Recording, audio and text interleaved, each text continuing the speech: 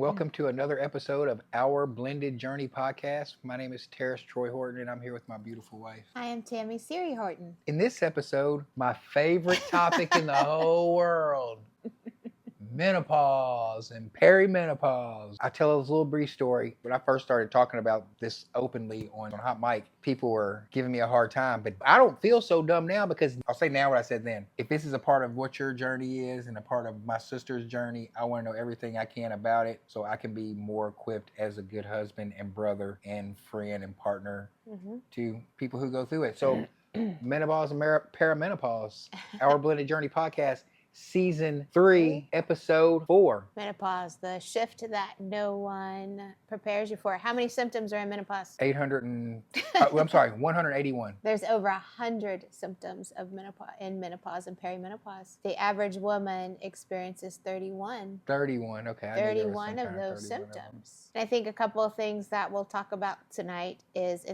when I talk about menopause, as far as what works for me, that's my own personal journey. And I will also speak on what I see in couples therapy with perimenopause and menopause as well. So what are the first symptoms we started talking about? Night sweats and not frozen shoulder, your hip.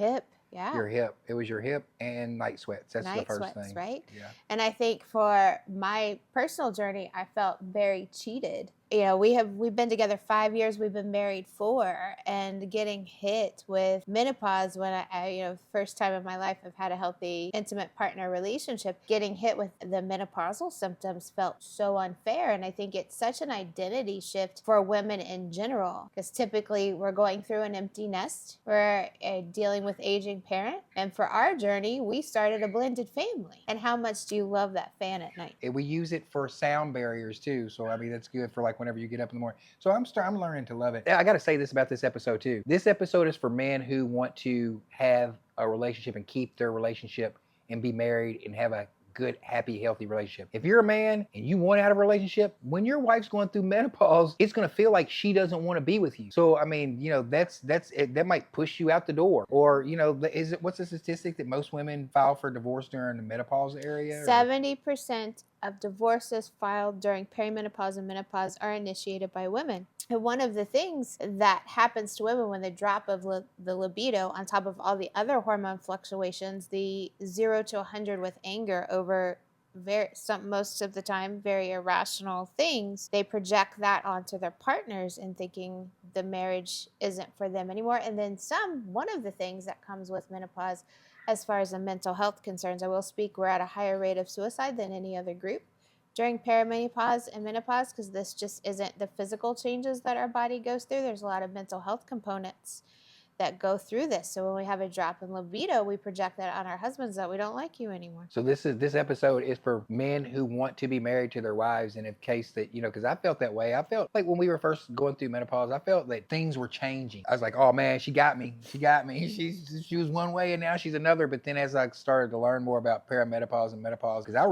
deep dived into that stuff because I really wanted to make sure that this was, because at no point either, man, is an excuse for perimenopause and menopause for you to be your wife's punching bag. That's where I think that Tammy and I agreed on from, when we started researching this, is that she never said, well, it's my fault that she's going through this. It's always, whenever I'm like, hey, that's enough, like she kind of. And I think too, in the beginning when we started, because it's a we thing, so it's my body doing it, but it impacts our relationship. When we started going through this, some of the things one of the phrases that you would say was, I just want my wife back. And that was very hurtful because I wanted that back too, not understanding what I was going through. The irritability, the anger, the rage, the depression, the anxiety. You're more in tune now. You can feel my body vibrating with anxiety without me even speaking it into the room. It's just, there's no thoughts behind it. There's nothing going on.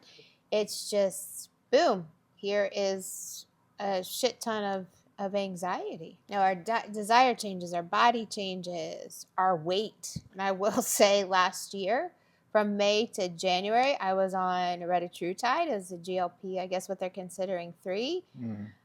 Loved the rapid weight loss with it. However, for me personally, I confuse the symptoms of Retta to menopause because I didn't realize how much Retta was making me lose my desire for everything. I love to be in the 120s. I think that I'm staying right in the 130s. I think you've jinxed me on the 137, 138. I don't do any HRT. We did have a journey on HRT. Remember that 3.5 days on the patch? Oh, yeah. Because we hear so many things about menopause and what we should do and what we shouldn't do. And everybody's body responds differently. But I thought, well, I'll go on HRT. It was recommended by my OBGYN. And I put that patch on for 3.5 days. And I don't even have a uterus. And I thought I had the most severe PMS I've ever experienced. And a couple weeks ago, I came to you and said, I'm thinking about, I have clients that I see in my practice that just praise HRT. And I said, I'm thinking about doing it again. And I will be there to support the craziness, or what was your reaction to that? Now that I know what to do with, I'll be there to support whatever, That was a bad weekend. That was bad. I mean, like we were talking about GLP-1s. My thing with the GLP-1s is it makes perfectly well-shaped females lose all their shape. Like we were the other day, me and you seen that one girl who was she was like probably a size 13, but she was like 6 foot tall and she was well shaped. Now you can tell she's on GLPs because she's back a size 1. And butt goes straight up and down. The butt goes straight up and down. But that's your perspective. It's not your body changing. I agree that I got down to a not so healthy weight on the retatrutide. But what happens when you come off of it? You gain it all back, and I do a semi-glutide now, and that works for me. So what happens? Who told these girls that? Sanford and Sons. No, but I'm just saying it doesn't look good. I'm just saying it don't look good when you got. I don't know who said that. Guys like girls with nice butts. You're speaking from your perspective. Ask if you're watching this and you want to know what your man would prefer you to have a no butt or a butt. Ask your man. If you don't care what your man thinks, then go ahead. Get toothpick rail skinny. But if you ask your man what he thinks, if you care about what your man thinks, and I guarantee you, speaking from a man's perspective, they're gonna say, I'd rather have your little meat on your booty. Speaking from a female's perspective, it's not fun in menopause or perimenopause to put that weight on. It doesn't feel comfortable. So we have all of these other hormonal changes that make us feel, we're getting wrinkles, we're doing Botox, we're getting gray hair, all of these things that are happening. And if there's something out there that can support that and make us feel better about ourselves. You're right. You're absolutely right. I mean, I was speaking from a man's perspective, and you're absolutely right. Still don't look good. You ladies might feel good, but I'm telling you, us men, we're talking amongst ourselves and we're saying, dang. We talk about this. Where does this come from in society where women have to be pencil thin? Look what we watched the Sanford and Sons episode. That woman was not big. Fred Lamont was giving this girl the business. She was not big at all, and he wouldn't marry her because he said she was too big and something about the refrigerator. It teaches you, see where it's coming from. It's teaching us to be rail thin. I was telling you, I took a class in that in college about pop culture, about Barbies and how that's influenced. And I think it hit at a time where, again, we were getting married. We're blending our family. My kids are aging out of the house, aging parents. You lost your parents, so we've had a lot go on plus of all the physical and mental issues that go on with menopause. What has been the hardest adjustment? Sleeping at night has probably been the hardest adjustment. Why? Because, like you're hot. You're hot. I mean, like when you sleep at night, you're hot, and like I want to get all close to you, and I know I'm hot. You're a freaking heater, man. So, so me being hot and you being hot, I know it's just not a good combination at the moment. So, yeah. So, however, on a GLP, I'm not having night sweats anymore. Exactly. You're not having night sweats. You're not having night sweats on you. I mean, there's the advantages to GLPs. If you like it, I'm here for the journey. How many times do you make fun of me on retatrutide? Lots. I didn't make fun of you, but you know what I'm saying. You blamed everything on retatrutide. Because everything was fault. That was Retta's fault. But yeah, I'm glad you're not taking it anymore. That one was a rough one. What symptom surprised you the most? I was surprised whenever I felt like you didn't want to be married to me. Like that whole, from doing research, I'm not the only man who felt like that during that part of menopause or as it's going through. And I mean, who knows, it could come back. But I was surprised that I was like, damn, we just got married. We just got married, and then now we got to go through this. I'm getting to the point where I hate that word. What advice would you give other husbands? The advice I would give to other husbands about menopause and perimenopause is to just be understanding. I mean, if you care, and that's real, I'm being real. If you don't care about your wife, now will be a perfect time to cut and run, because she's not going. I mean, I don't, it's going to take some understanding. But if you really love your wife and you care about creating a future with the person that you vowed to be with, and it's important for you, just do your own research on it, because it's out there. Back in the day, so to speak, you weren't talking about it as much. No, it was called the change. It was very hush hush, and I think, but then I not only work with couples with perimenopause and menopause, but my individual clients going through it as well as myself. So I'm not only diving in for my own health, I'm diving into the menopausal journey to be able to help other people, and in that journey, reading about other cultures. We've been going through menopause since the beginning of time. The only other species in the world that goes through menopause is whales. There you go, certain whales. Yes, certain whales. See, I know my menopause trivia. In other cultures, women go through this a lot different because they're seen as reverend and wise and wisdom, and it seems still a little shameful in our culture, and one of the least researched. Yeah, because it feels like doctors don't care because we can't give birth anymore. I think that should be more studies going toward that. Is research, because it hasn't been researched or talked about. Like on the mainstream. I'm sure it will, because I've seen it more being talked about lately in the past couple years than before. I hope it gets even more of a more research and more research dollars, or Robert F. Kennedy starts looking into some stuff. One thing about our Blended Journey podcast is when we started doing this, we wanted to put out content that helps curb divorce rate, because the divorce rate is out of control. Divorce sucks. We've both been divorced before, and it sucks. So if we can blend our journeys together and be open and honest from perspectives that are relatable. Menopause is a great subject to do that on. Remember the pellets? Yeah, you're taking the pellets. I was. Before I did the HRT, I was getting those testosterone pellets injected in my butt cheek. How many of you out there are getting the pellets? Be honest. We see it on the Housewives, and it makes me think like, oh, should I go back? No. But then I can remember panicking in the shower one day thinking, I had felt a lot of anger that day for no reason. And it clicked about the testosterone. I went up in my testosterone. And I'm like, oh my God, I can't get them out now. They can't come out once they get them in.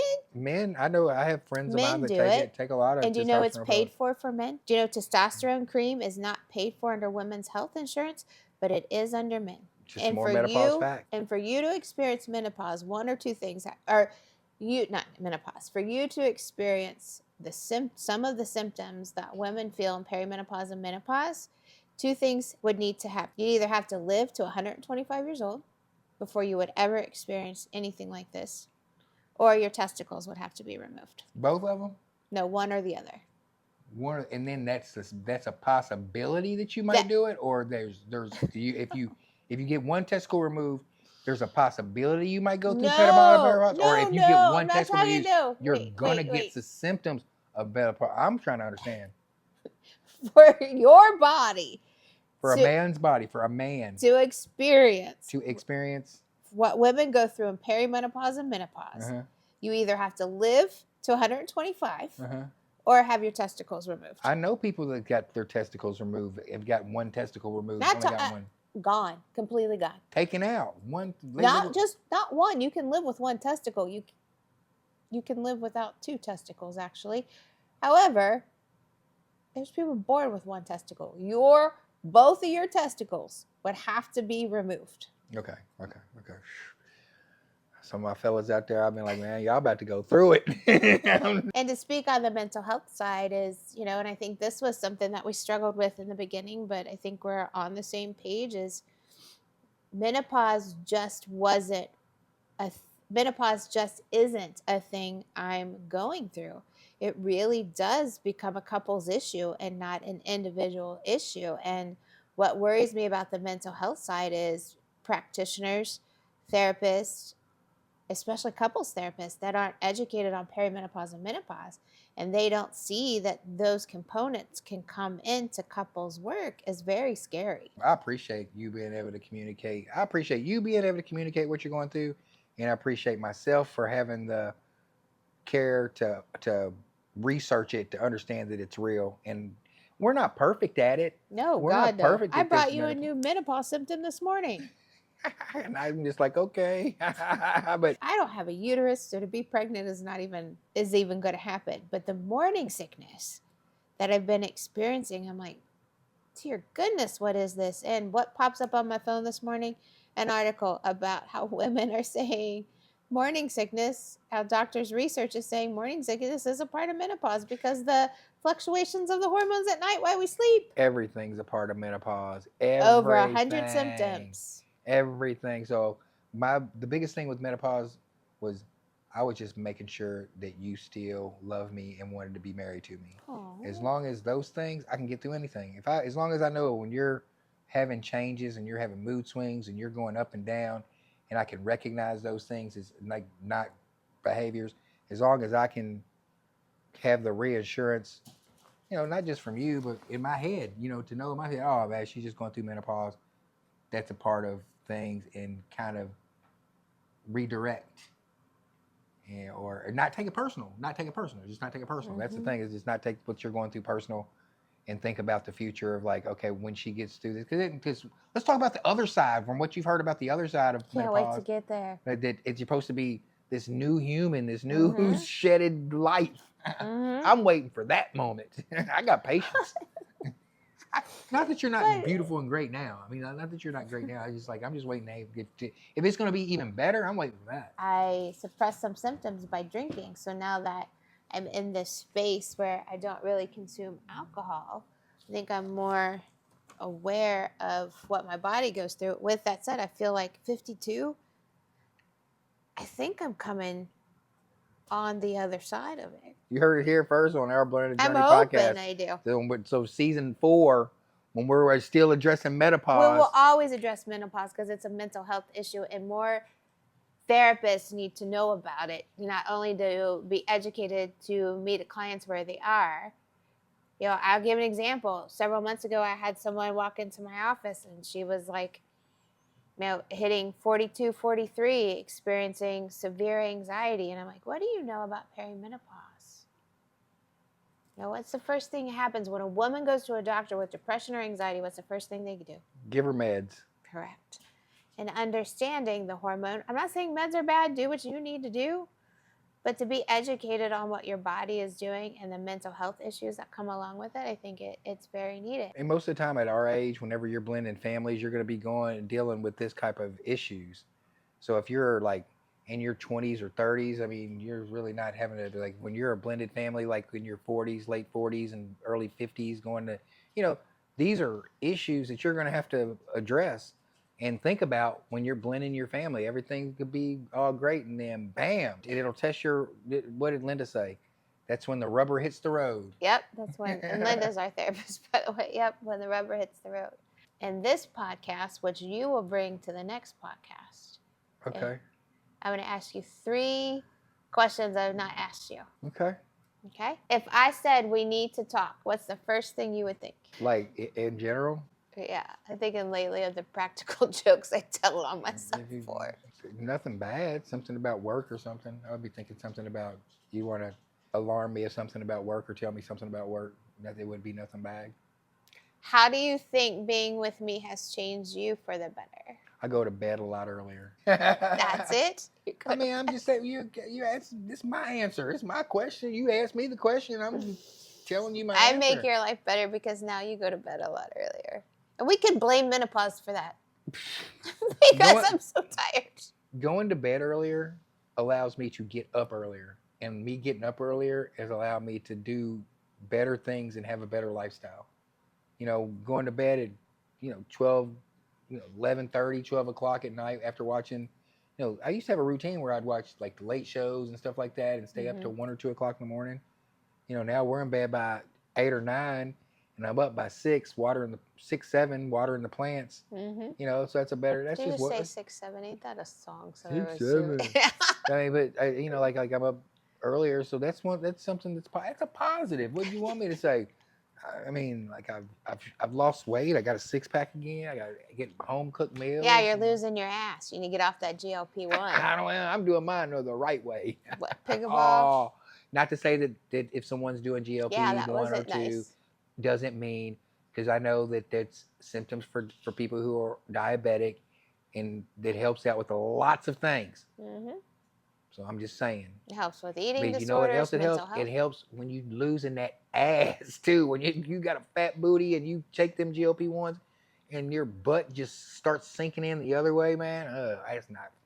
For you. Like I said, ask your man. Don't just take it from me. Ask your man. Your man saying, "Hey, I want my woman's booty to look good." Saying. What's one thing about me that makes you proud to be with me? Your modesty, or how your way of how you give so much to other people and you don't even realize what you do. It's like a modesty thing, like a Oh, that was sweet. yeah, like how you're so giving to other people and you don't even realize it. Sometimes it comes second nature, and I'm like, and I appreciate that. That makes me proud. And you stand alone on your own. Like in some couples, they need, like you hold your own. That's like whenever I introduce you to people and they're like, well, you don't say much. I'm like, I want you to. She can stand on her own 2 feet. That's what makes me the most proud. It is like some some relationships are, you know, they're some people can't stand on their own. They have to have their significant other to live, to do whatever. I'm proud that both of us are, you know, we're talking about you, that you're a type of person who can stand on your own, and I'm proud of that. And the fact that you give so much to other people, and it just comes natural. Oh, I love you, Mr. Horton. That was really sweet. Sometimes, I'm a charmer. I was going to say, so charming that the neighbor had to give you $20 to go get me flowers this week. So Like, when did you get the talk flowers? about, But you got the flowers, though, when you right? talk about, I just want my wife back. Sometimes I just want that romance back. All right, I'll make sure I get $20 from the neighbor again to go get some more flowers. In fairness, she cut his hair, and we love our neighbor Chucky. Yeah, man, that was funny. You got your flowers. Got my flowers. Picked them out at the farmer's at market. the Covington Farmers Market this week. We went to the Covington Farmers Market. We give out some shouts out to Christina Kelly from Dayton, Kentucky. She has these pre-packed meals that we've been getting. It's got some bean soup recipes and some beef stroganoff recipes. We wrapping up season 3. I think we got a couple more episodes. Couple more episodes. So we episode season 3. I mean, we've done 3 seasons of our Blended Journey podcast. You can go back and you can watch or listen to most of them on Spotify or YouTube or. Cool. And I appreciate you. You're the brains and talent behind filming this, cutting it, posting it, all of the above. It's not something that I know anything about, nor do I have the mental capacity to even begin to understand. Well, we've come a long way. We've come a long way from season 1, and now it's becoming to be like a more natural thing. And as long as you guys keep watching it, we'll keep producing it. I know what we decided. No dog. No dog. No, we have a dog. That Carla will not gain a sibling. Yeah, we're not getting another dog. Carla will be 2 in September, and we wanted to do it. If we were going to do it, we would need to probably have done it before he turns 2, but with traveling, and I think Carl likes to be an only child. He's not only child. We have cats and a bird, but he's the only dog in the house. I don't think he really wants. He's the only Dog. I was trying to say something funny. I was gonna say something. Arr, arr, arr, arr, arr, arr, but, What was that? And he's very jealous of Ralph Stanley. He's dead jealous of the cats. What else is there? that's about it. I think. I mean, I think we're on to. We'll be back with another episode of our Blended Journey podcast, season 3. That'll do it. We'll see you next time. You got anything else to say? I don't think so.